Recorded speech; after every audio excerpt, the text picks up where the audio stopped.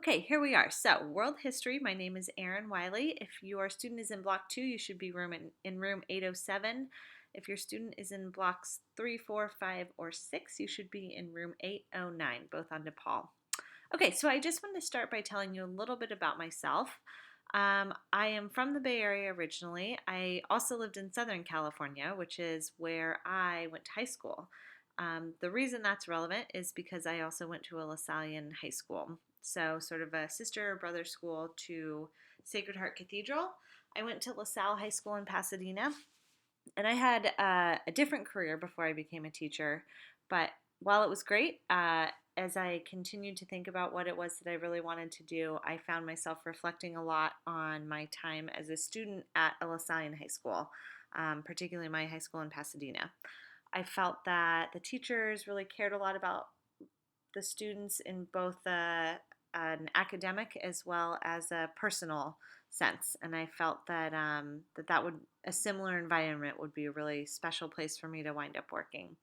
So as I thought about becoming a teacher, that was definitely very influential in my decision to go back to school. So I consider myself very lucky to be teaching now at a similar high school that really cares about students' personal growth as much as their academic growth. And it's a great couple first few years. So I went to UC Davis for my undergrad. I studied international relations and Latin American studies.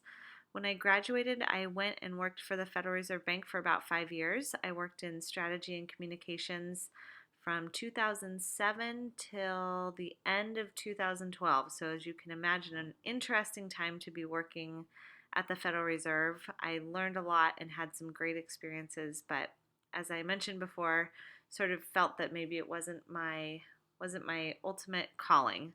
So I left the Fed and spent some time hiking and traveling with my husband before returning to St. Mary's College for my credential and master's program. I completed my credential, my teaching credential, last summer, in the summer of 2015, and will complete my master's by the end of this school year. So, this is my second year full time teaching at Sacred Heart Cathedral Prep, and I did my student teaching at Skyline High School, which is a large public high school in Oakland, which is where I live.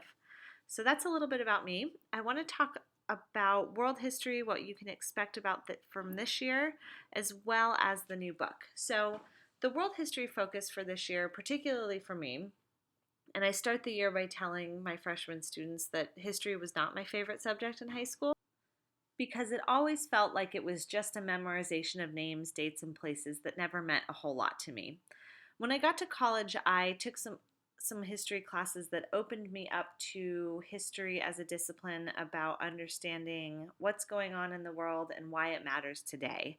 What's the impact on the world that we live in now? And it also encouraged me to think outside the box and think from other perspectives. Thinking from other points of view was something that really opened my eyes to the importance of history as a discipline. So that's why I teach history and what I find most interesting about it. And that for me is ultimately why it's such an important subject matter. This year, your students can expect to work in a number of different projects, activities, etc. I try to change it up quite frequently so that there's something that reaches everyone. But mostly, we will be encouraging them to be thinking about themes, storylines, what's going on in different parts of the world at different times, and thinking about perspective. We will definitely focus on building writing skills as well as using primary source documents to support arguments. And we'll hopefully be having a lot of fun in the process. So, when I mentioned reading as a historian, there is a new world history textbook this year for all freshman classes. It's called Worlds Together, Worlds Apart, and I imagine many of you have seen it already.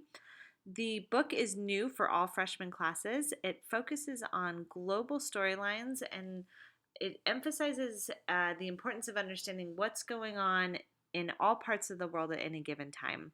So if you open up a chapter, which I encourage you to do, you'll notice that throughout the book, no matter what time period we're looking at, it will include a portion of each chapter dedicated to thinking about different parts of the world and what's going on at the same time.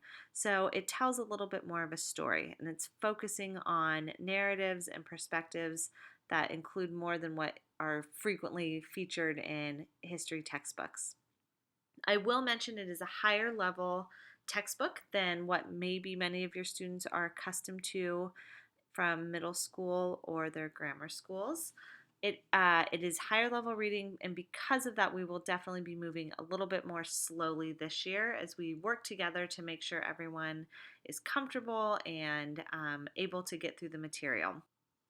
I am open to feedback from both you and your student in terms of what is working well or what is not working well. It is the first year we'll be using this, and I am still a relatively new teacher, so I'm very adaptable and want to make sure that everyone's comfortable moving forward.